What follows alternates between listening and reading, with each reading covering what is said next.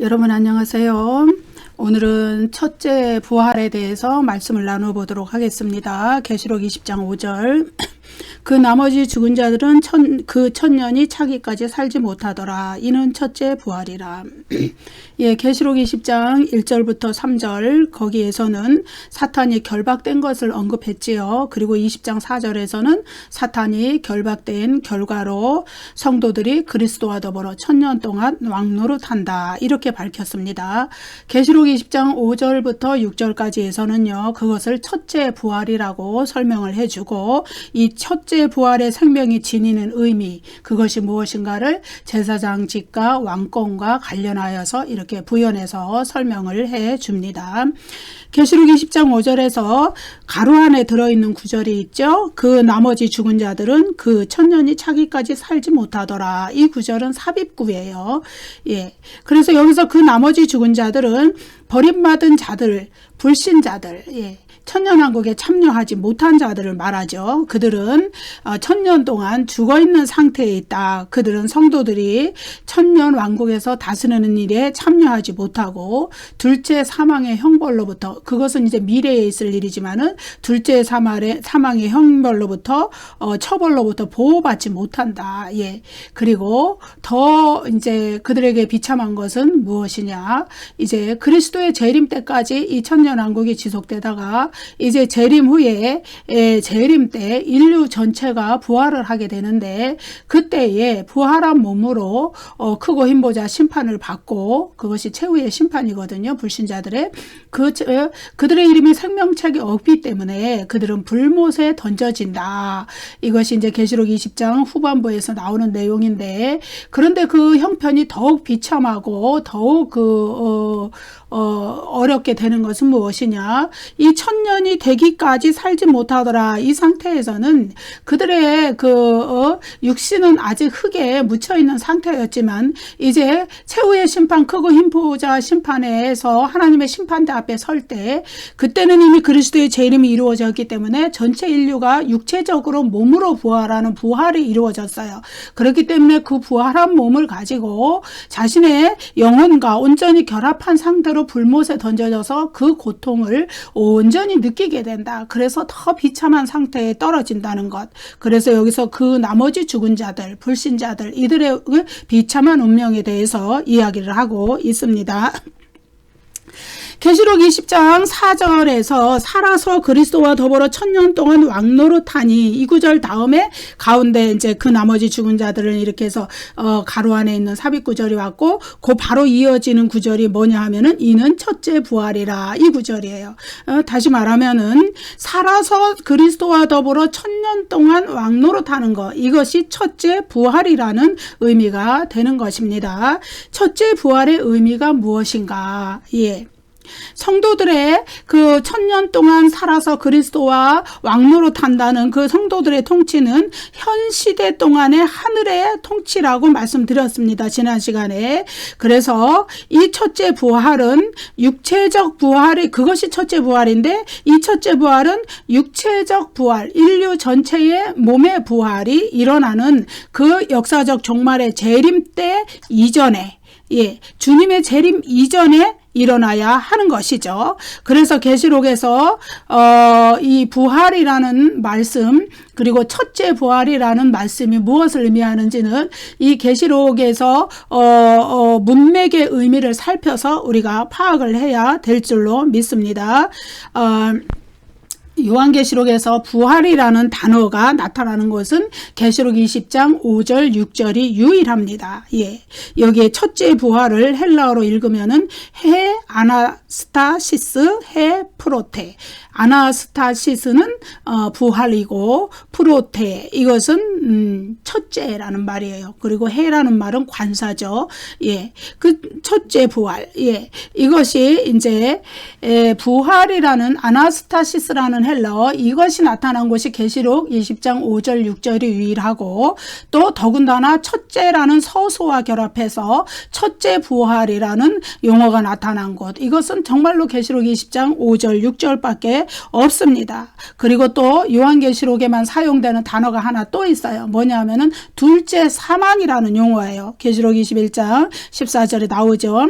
따라서 이 첫째 부활, 둘째 사망, 이런 것들을 통하여서 우리가 첫째 부활의 의미를 온전하게 파악하기 위해서는 요한계시록에서, 그리고 또 조금 더 문맥을 넓혀보면은 신약 성경에서 첫째와 둘째, 이것이 어떤 의미로 사용이 되었느냐, 그것을 먼저 살펴보면은 그것을 통하여서 우리가 여기서 계시록 20장 5절 6절에서 말하는 첫째 부활의 의미가 무엇인지를 알 수 있겠습니다. 헤프로테, 첫째. 여기에서 이 프로테의 원형은 프로토스, 프로토스라는 단어입니다. 첫째.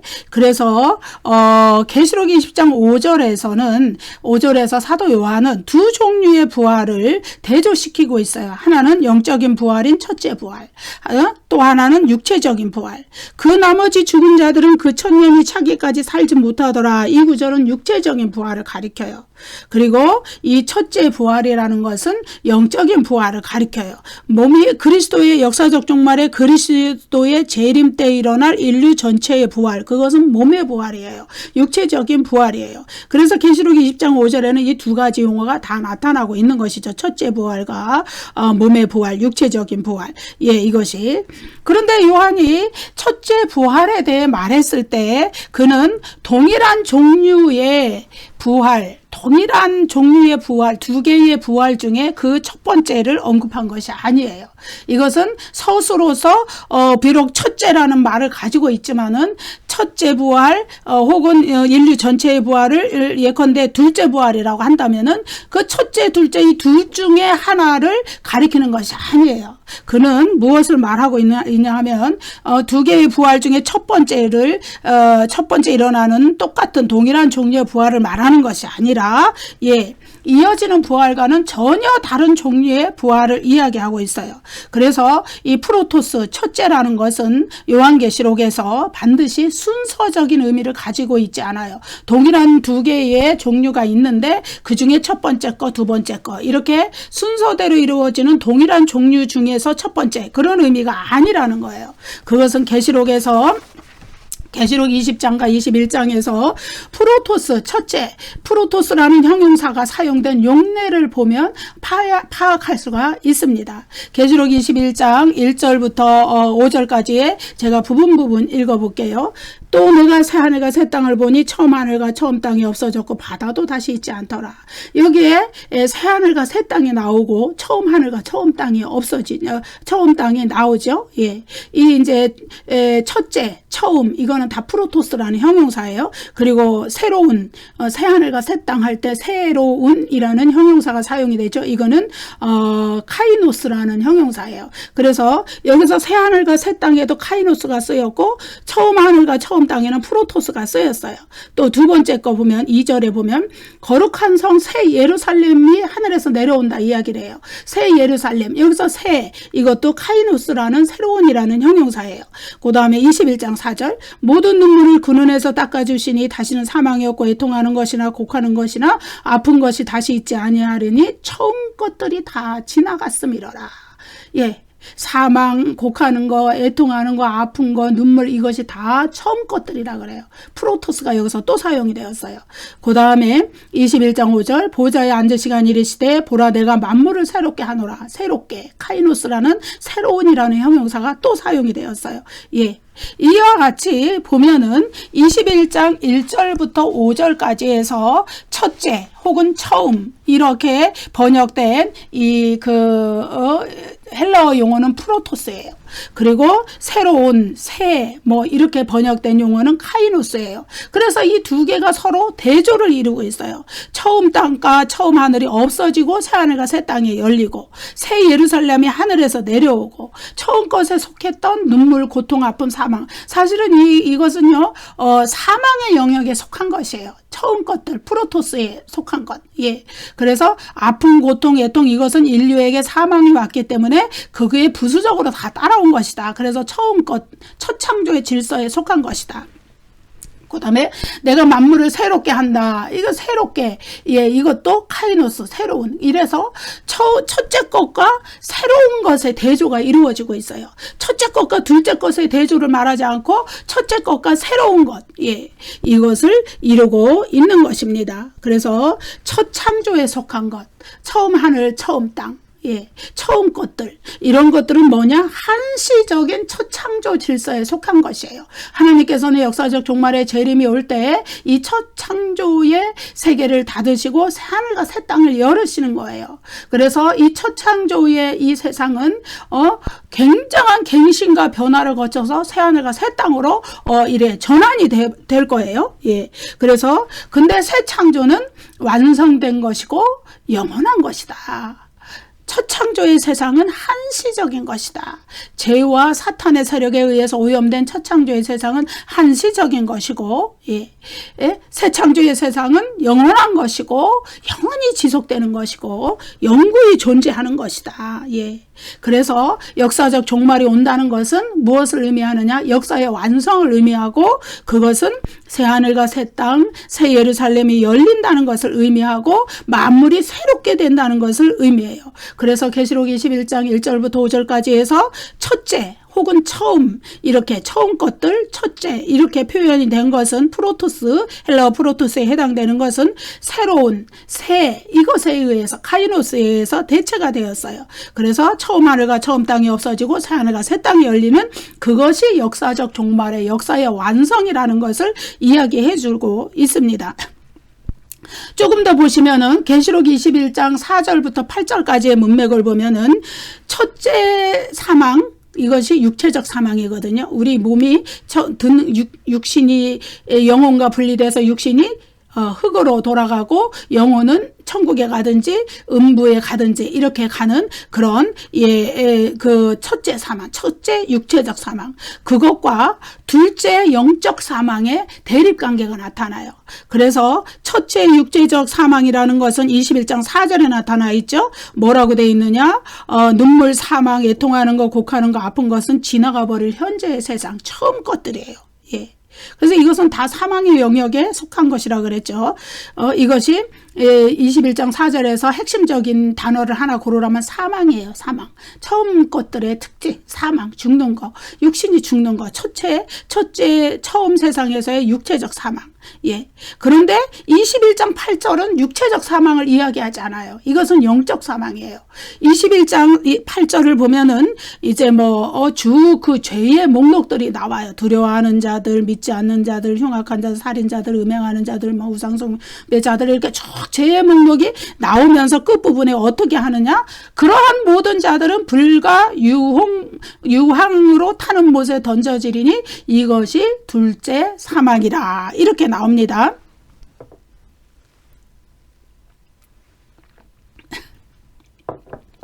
이 둘째 사망의 특징은 뭐냐?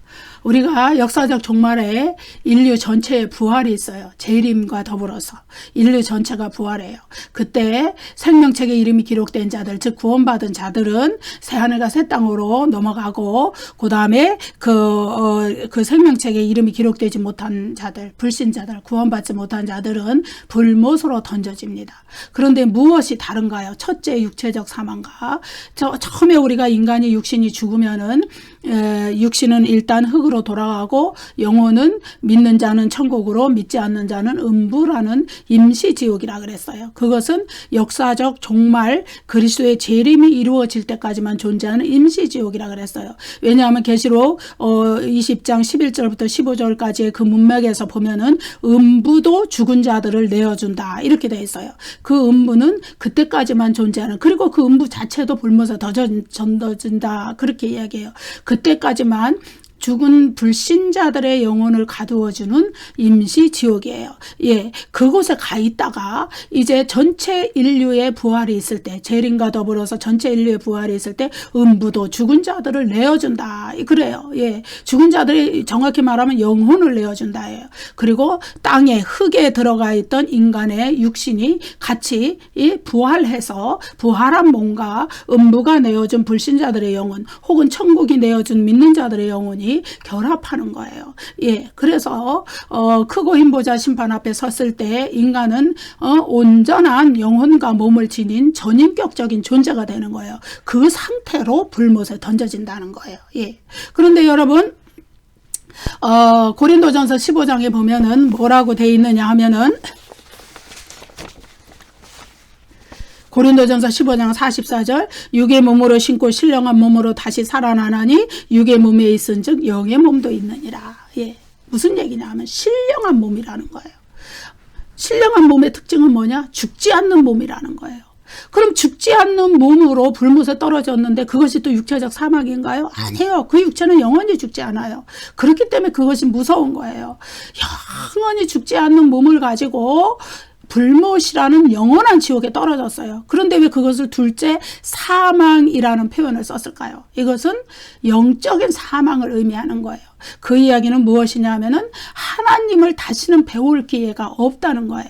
하나님의 은혜를 다시는 받을 기회가 없다는 거예요. 다시는 구원의 기회가 없다는 거예요. 하나님과 영원히 격리돼서 오직 악의 요소들만 있는, 형벌만 있는 그 지옥에서 영원히 살아가게 된다. 그것이 둘째 사망이에요. 그래서 이것은 육체적 사망을 가리키는 것이 아니라 영적인 사망을 가리켜요. 예. 그렇습니다. 그래서 계시록 21장 4절과 8절, 여기에는 첫째 몸의 첫째 육체적 사망, 둘째 영적인 사망, 이 두 가지가 이렇게 대조돼서 나타나는 것을 우리가 볼 수 있습니다. 그래서 이제 계시록 21장 1절 4절, 예, 1절부터 4절 이 구절에는요, 또 이사야 65장이 반영되어서 나타나고, 또 이사야 43장, 이사야 66장, 이런 구절들이 다 반영이 되어 있어요. 이것은 무엇이냐 하면은, 예, 이사야의 이 43장, 65장, 66장 이 구절들에서 절수는 있지만 말씀 안 드릴게요.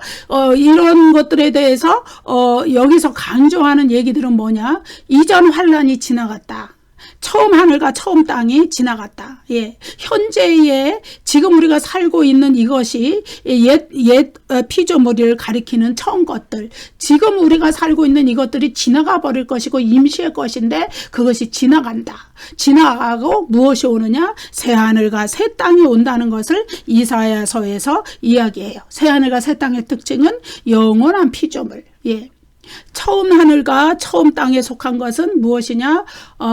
죄가 있는 피조 세계를 의미하고, 그리고 새 하늘과 새 땅은 영원한 구속받은 성도들이 거하는 영원한 피조물, 영원히 지속되는 아픔과 고통이 없는, 처음 하늘과 처음 땅에 있었던 죄와 사탄의 요소가 없는. 그래서 계시록 21장부터 22절까지 해서 뭐라 그러냐면, 거기에 어떤 구절들이 나오냐 하면은 불못으로 들어간다. 새 예루살렘 성 밖에 있다. 격리된다. 새 예루살렘 성에 들어가지 못한다. 그래서 그 새 예루살렘 성은 다른 말로 하면 새 하늘과 새 땅이고, 성도들과 그 하나님이 영원한 임재 가운데 거하는 영원 천국을 말하거든요. 거기 결코 죄의 요소, 사탄의 요소가 결코 없고 그들은 다 불못으로 격리되어 떨어졌기 때문에 영원히 지속되는 영원한 천국이라는 것을 이야기해 줍니다. 그리고 처음 하늘, 처음 땅은 그것은 이제 지나가 버릴 것이고 대체되어 버릴 것인데 그 시점은 언제냐? 그리스도의 재림 때이다. 예.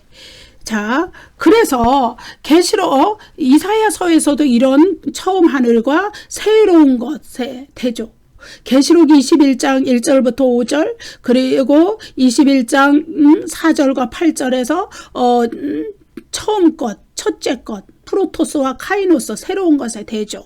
그리고 첫째 사망과 21장 4절에서 그리고 21장 8절에서는 첫째 사망과 첫째 육체적 사망과 둘째 영적인 사망 이것의 대조. 이러한 것들을 우리가 보면은 이제 조금 더 첫째 부활을 이해하는데 우리가 더 가까이 갈 수 있는 것이죠. 그래서 계시록 20장 21장에서 첫째 것 그것은 옛 것이에요. 처음 것, 지나갈 것, 첫 창조에 속한 것, 한시적인 것. 그 다음에 둘째 것은 새로운 것, 영원한 것, 장차 올 것. 예, 그것을 이야기해요. 그런데 그것은 첫째 것과 둘째 것을 옛 것과 새로운 것으로 이렇게 나타내 주지만은 그것은 시간적인 연속성을 나타내는 것이 아니에요. 예. 그래서 그것은 오히려 한시적인 것과 영원히 지속되는 것 사이에 질적인 차이가 있다는 것을 나타내 주는 것입니다. 그래서 계시록 21장 1절부터 5절까지 해서 프로토스, 처음 거, 첫째 이것은 현 세상을 단지 동일한 종류의 세상, 지금 이 세상이 첫째 세상이라고 치면은 그것을 첫째로서 말하는 것이 아니에요. 예, 다음 세상은 둘째고 지금 세상은 첫째다. 그것을 말하는 것이 아니에요. 프로토스라는 것은 지금 우리가 살고 있는 이 세상은 장차 그리스도께서 오셔서 여실 새하늘과 새 땅 재림하셔서 최후의 심판을 끝내시고 전체 인류가 부활한 몸으로 영혼과 결합해서 거하게 되는 새하늘과 새 땅과는 그 세상과는 전혀 질적으로 종류가 다른 세상이라는 것을 나타내줘요. 예, 그것은 완전히 새로운 것이에요. 질적으로 첫째 세상 처음 것과 차이가 나는 것이에요. 그래서 이 프로토스라는 것은 한시적인 성격을 가지고 있어요. 첫째라는 것은 지금 이 세상에 속한 것이에요. 그래서 이것은 장차 올 영원한 세계와 대조적인 위치에 있는 것이다. 예, 그래서 사도 요한은 현재의 세상과 장차 그리스도의 재림 이후에 올 영원한 세상 그것을 동일한 종류의 세상으로 보지 않고 전혀 새로운 세상으로 보고 있는 것이에요. 그래서 지금 이 세상은 죄가 역사하고 사탄이 역사하는 그런 세상, 오염된 세상이지만은 그러나 새로운 세상은 예, 구속받은 피조계예요. 예. 하나님이 새하늘과 새 땅을 여신 것은 성도들, 구원받은 성도들만 하나님과 어린 양과 함께 영원한 임재 속에 거하는 구속받은 세상, 구원받은 세상, 예, 새롭게 된 세상, 전혀 지금의 세상과는 다른 특성을 가진 질적으로 다른 세상. 그래서 둘째라는 말을 쓰기보다 새로운이라는 말을 더 강조해서 쓴 거예요. 예. 그래서 원래는 첫째 세상, 둘째 세상, 처음 하늘, 처음 땅, 둘째 하늘, 둘째 땅 이렇게 써야 맞을 것 같지만 이런 종류의 차이가 전혀 다른 질적인 차이를 가지고 있기 때문에 처음 하늘, 처음 땅과 새로운 하늘, 새로운 땅, 새 하늘과 새 땅 이렇게 대조해서 예, 프로토스와 카이노스로서 이렇게 사용을 하고 있는 것이죠. 만약에 이제 이 둘째라는 여기 이제 세상을 예를 들어서 이제 계시록 21장 1절을 또 내가 새 하늘과 새 땅을 보니 이렇게 하지 않고 또 내가 둘째 하늘과 둘째 땅을 보니 처음 하늘과 처음 땅이 없어졌고 이렇게 한다면은 예, 이 새로운 세상이라는 그 질적인 특성을 온전히 나타낼 수가 없는 것이죠. 그래서 이 프로토스는 둘째는 두테로스라 그래요. 둘째 세상, 둘째라는 말은 둘째 사망할 때 둘째라는 것은 프로토스와 두테로스를 같이 이렇게 대입시키지 않고 대조시키지 않고 프로토스와 카이노스라는 첫째와 새로운이라는 단어를 대조시켜서 쓴 요한의 의도를 우리가 알아야 될 줄로 믿습니다. 그래서 계시록 21장에서 둘째 사망할 때 이 둘째는 두테로스라는 헬라어인데 이것은 새로운 20장에서 쓴 새로운 21장 1절에서 쓴 새로운 카이노스 그것을 대체하는 용어예요. 그런데 어떤 데서는 새로운으로 썼고 어떤 데서는 두테로스로 썼느냐 그것을 우리가 살펴볼 수 있어요. 예, 그래서 계시록 21장 4절에서 사망 이것은 처음 것들에 속한 육체적인 사망을 의미했어요. 대조적으로 21장 8절의 둘째 사망은 첫째 사망과는 대조적인 것이고 영적인 사망 부활한 몸, 신령한 몸을 가진 채로 불못에 던져지기 때문에 그 몸은 죽지 않는 몸이기 때문에 영적인 사망이라고 그랬어요. 그래서 이 미래의 죽음, 그러니까 역사적 종말에 그리스도의 재림이 이루어지고 우리가 전체 인류의 부활이 이루어지고 부활한 몸과 영혼이 결합된 상태로 불못에 던져지는 것, 그것을 둘째 사망이라고 표현을 했는데 거기에는 왜 새로운 21장에는 1절에는 새 하늘과 새 땅, 새 예루살렘 뭐 만물을 새롭게 한데 전부 새로운을 썼는데 그렇게 안 하고 여기에는 왜 둘째라는 말을 썼느냐. 그것은 사망에 대해서 새로운이라는 용어를 쓰는 것이 부적절하기 때문이죠. 새로운이라는 용어는 긍정적이고 구원의 의미를 담고 있는 거예요. 구속의 의미를 담고 있는 거예요. 질적으로 변화된 아주 긍정적인 의미를 담고 있는데 불못에 던져지는 부활한 몸과 영혼이 결합된 상태로 불못에 던져지는 그 고통스러운 그것을 새로운 카이노스라는 헬라어를 거기다 쓸 수가 없기 때문에 둘째 두테로스라는 헬라어를 여기다 써준 것이죠. 그래서 그러나 사실은 둘째라는 용어와 새로운이라는 용어는 그 첫째라는 용어와 둘 다 대조를 이루는, 그러나 상황에 따라서 다르게 써준 그런 형용사들이 되겠습니다.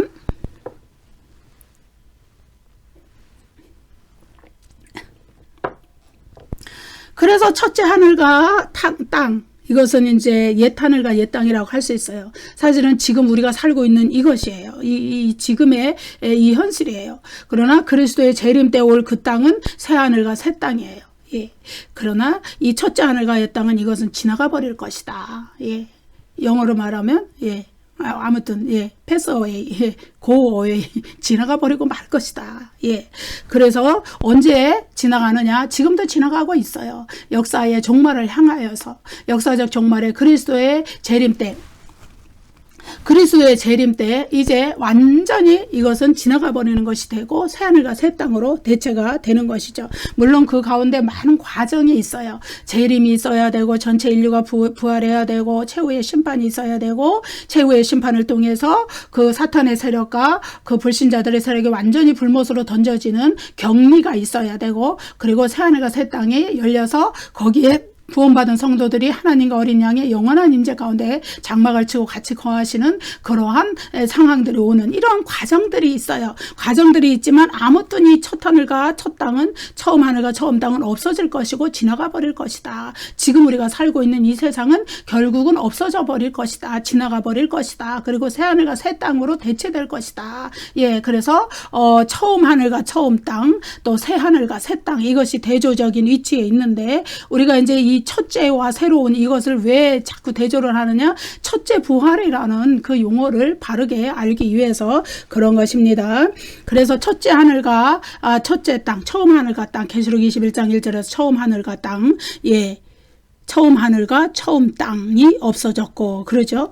이제 그 역사적 종말에 그 새 하늘과 새 땅이 열릴 때의 환상을 그 사도 요한이 보고 있기 때문에 환상 속에서 본 것을 표현하기 때문에 없어졌고 과거 시제로 표현을 해줬습니다. 그렇지만 현실적으로는 아직 오지 않은 미래의 일이죠. 처음 하늘과 처음 땅, 이것은 완성되기 이전에 존재하는 일시적인 것들이에요. 아직 이 세상에 완성이 오지 않았다 이거예요. 역사에 완성이 오지 않았다 이거예요. 현재에 속한 것이고 아직 불완전한 요소들을 가지고 있고 지금 지나가고 있는 이 세대에 속한 것, 죄로 오염된, 사탄으로 오염된 첫 창조의 질서. 물론 하나님은 첫 창조를 완벽한 것으로 만드셨어요. 그래서 말씀으로 세상을 창조하시고 보시기에 좋았더라, 보시기에 좋았더라 그랬어요. 그렇지만은 인간에게 자유의지를 주셨죠. 인간이 무슨 노예처럼, 종처럼, 기계처럼, 로봇처럼 하나님을 무조건 섬기게, 그런 존재로 창조하지 않고 인간에게 인격을 주시고 자유의지를 주시고 선택권을 주셔서 하나님을 자발적으로 섬기게 하는 그런 것을 인간에게 허용하셨거든요. 그 틈을 타서 사탄이 인간을 유혹했고 거기에 넘어가서 죄를 짓고, 그래서 이 세상이 죄로 타락하고 사탄이 역사하는 그런 세상이 됐단 말이에요. 하나님의 창조하신 첫 창조의 세상이 완벽하지 않은 것이 아니라 하나님이 인간에게 주셨던 그 자유의지로서 인간이 하나님을 섬기기를 선택하지 않고 사탄의 미혹에 넘어갔을 때 이러한 일들이 이루어졌다는 거예요. 그런데 이제 그 사탄의 그 모든 괴계와 그리고 인간의 죄, 이것을 다 해결하기 위해서 그리스도께서 성육신하셔서 구속사역, 십자가의 구속사역을 감당하셨고, 그리고 그 완성으로서 이제 그리스도의 역사적 종말의 재림이 이루어질 때 이 사탄의 세력이 완전히 굴복하고 패배하고 아마겟돈 전쟁을 통하여서 패배하고 불못으로 던져질 때, 그때는 더 완전한 세상이 온다. 예. 그래서 영원한 상태에 속한 완전한 미래 세계의 요소들을 가리켜서 새 하늘과 새 땅이라고 그랬어요. 역사의 완성이에요. 그것은 다시는 죄가 역사하지 못하는, 다시는 그 사탄이 역사하지 못하는, 인간이 자발적인 의사로서 하나님을 기쁘게 섬길 수 있는, 예, 그런 것이 새 하늘과 새 땅이라는 거예요. 예. 그래서 첫째, 처음, 이 단어가 둘째 혹은 새로운, 그러면은 반면에 첫째는 예시되겠죠. 옛것, 예, 둘째, 이것은 새로운 이것과 라는 단어와 연결될 때 그것은 단순한 순서, 서열, 동일한 종류의 첫 번째와 두 번째, 이것을 가리키는 것이 아니라 궁극적인 질적 차이를 드러낸다는 거예요. 첫째에 속한 것은 둘째 세상에, 그러니까 새하늘과 새 땅의 질적인 특징인 궁극성, 영원성, 완전성, 이런 것을 절대 소유하지 못한다는 그런 질적인 차이점이 있는 것이죠. 한시적인 것이고 지나가 버릴 것이기 때문에. 그래서 신약 성경 구절들에서 첫째 또 혹은 옛, 그래서 첫째 언약, 첫 언약이라고도 하고 옛 언약이라고도 합니다. 그리고 둘째 언약이라기도 하고 새 언약이라고도 합니다. 이 대조가 첫째 부활들을 이해하는 열쇠가 돼요. 그러니까 요한계시록에서만 첫째와 새로운을 대조해서 쓴 것이 아니라 신약 성경에서도 그렇게 썼다는 거예요. 계시록 21장 1절에서 프로토스와 카이노스, 첫째와 새로운이 대조가 되었듯이, 예, 신약 성경 예컨대 고린도전서 15장 22절 45절부터 49절까지 해서 또 히브리서 8장 6절 또 10장에서 10장 9절까지 이 사이의 문맥들에서, 예, 첫째와 둘째는 연속선, 앞에 것을, 첫 번째 것을 두 번째 것이 있는, 계승하는 그 연속성상의 연속선에 있지 않고 대조적인 위치에 있다는 것이에요. 예. 그래서 지나가 버릴 옛 질서, 첫 언약의 질서, 그것에 둘째 것이 그대로 그 특성, 그 속성을 이어받는 것이 아니라 전혀 새로운, 예, 종류의 전혀 새로운 특성을 가진 영원하고 완전한 것으로서 둘째 것이 새로운 것으로 온다는 것을 묘사해 줘요. 그래서 히브리서에서도 모세 언약은 첫 언약이죠. 옛 언약이죠. 일시적이고 완전하지 못하고 지나가는 단계예요. 그리스도가 오시기까지 그것은 존재의 가치가 있었어요. 그런데 그리스도가 오시고 구속사역을 성취하고 난 후에 둘째 언약으로 주어진 새 언약, 이것은 완전하고 최종적이고 영속적인 언약이에요. 그래서 새 언약의 희생 제물로서 자신을 들으신 그리스도의 속죄 제사로 인해서 우리는 구원받을 기회를 얻었고, 옛 언약의 속죄 제사는 그 영원한 구원을 제공하지 못했기 때문에 해마다 반복되는 제사를 드리는 한시성, 한계성을 지니고 있었다는 것을 히브리서에서 이렇게 얘기하죠. 그리고 또 고린도전서 15장에서도 첫째 아담과 둘째 아담을 대조하죠. 둘째 아담은 또 마지막 아담이라고도 표현을 해요. 근데 첫 아담은 흙으로 빚어진 땅에서 온 존재이고, 그리스도는, 둘째 아담은 그리스도를 가리키는데 하늘에서 온 존재이죠. 선지하신 그리스도가 성육신하셨기 때문에. 그래서 아담은 인류의 조상이지만 그리스도는 구원받은 사람의 조상이 되는 거예요. 그래서 아담과 아담의 후손들은 죽음과 죄, 약함, 병들고 뭐 이런 속성을 가지고 있어요. 그렇지만 그리스도는 죽은 자로부터 부활한 사람들의 첫 열매이기 때문에, 예, 그래서 구원받은 사람들의 조상인 그리스도와 인류의 조상인 아담과는 굉장히 다른 속성을 가진, 첫사람 아담, 둘째 아담 이렇게 말했지만은, 그러나 그 둘째 아담은 전혀 다른 종류의 속성을 가진 그리스도라는 것을 고린도전서 15장에서 나타내죠.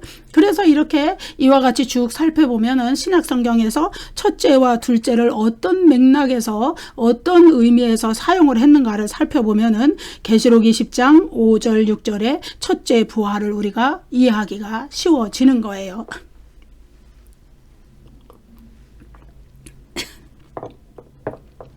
그래서 첫째 부활이라는 용어를 요한이 사용했을 때 그 첫째 부활이라는 용어는 첫째 부활과 둘째 부활 이렇게 순서대로 이어서 동일한 종류의 부활을 묘사하는 게 아니라는 걸 말해줘요.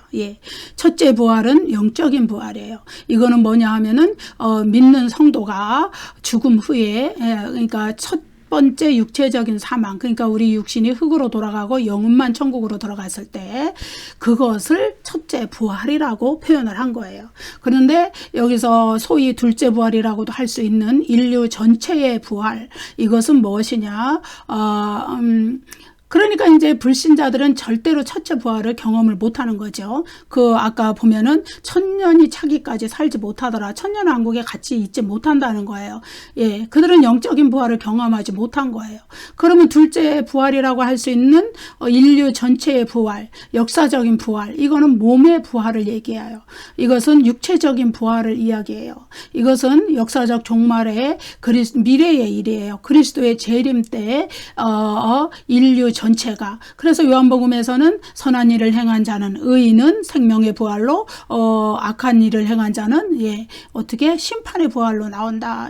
그들은 아무튼 부활해요. 어떻게? 인류 전체가 다 부활하는 거예요. 그래서 믿는 자는, 성도들은 크고 힘보자 심판 앞에서 생명책에 이름이 기록되어 있기 때문에 그들은 불못에 던져지지 않고, 그것을 20장 6절에서는 둘째 사망의 해를 입지 않는다 이렇게 표현한 거예요. 그것이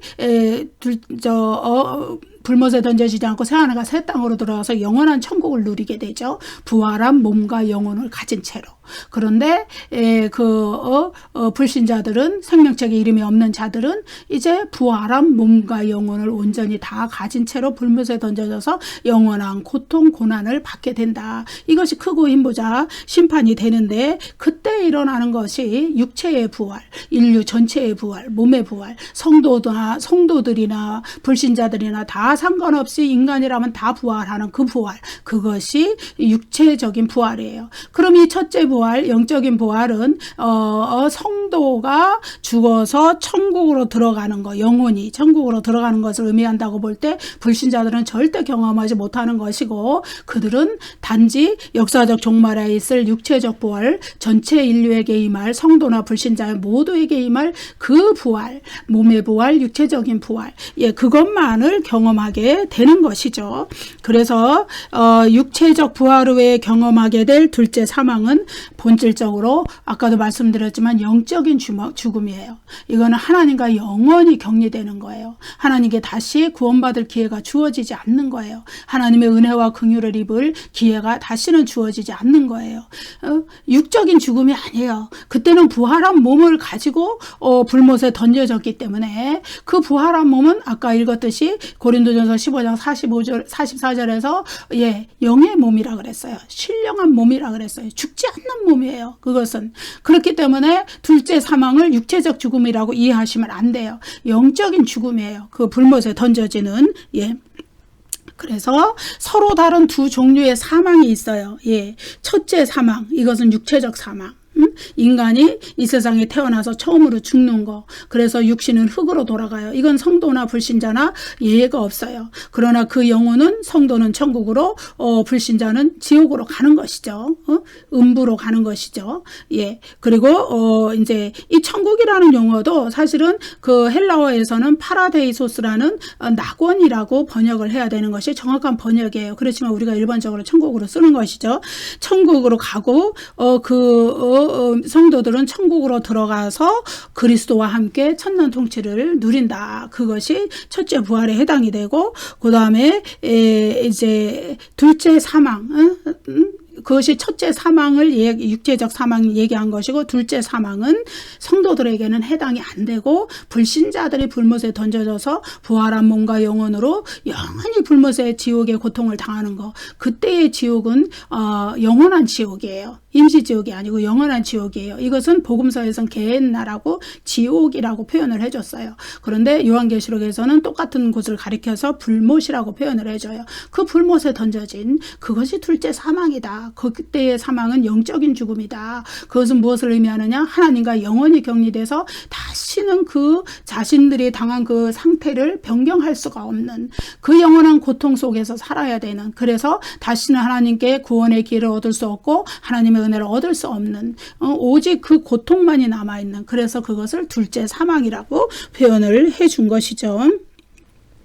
성도들은 물리적이고 육체적인 죽음을 겪어요. 그래서 계시록 20장 4절에 보면은 그 순교당한 얘기가 막 나오죠. 순교자들은 짐승의 우상을 숭배하기를 거절하고 짐승의 표를 받지 않고 이러한 여러 가지 일로서 목배임을 당하고 순교를 겪었어요. 그것이 첫째 사망이에요.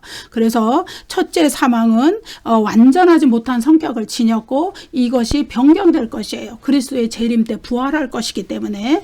그래서 그렇지만은 둘째 사망은 영원한 형벌로 이루어지는 영적이고 비육체적인 죽음이다. 예. 부활한 신령한 몸으로, 고린도전서 15장 44절을 다시 읽어볼게요. 육의 몸으로 신고 신령한 몸으로 다시 살아나나니 육의 몸에 있은즉 영의 몸도 있느니라. 그래서 이 둘째 사망은 영적인 사망이고 하나님과 영원히 격리되는 것이고, 부활한 육체는 신령한 몸이라서 다시는 죽지 않으며 다시는 하나님의 은혜를 입어 구원 얻을 기회가 없기 때문에 영원히 그 고통 속에서 살아가는, 그것이 둘째 사망이라는 것을 우리가 알 수 있습니다.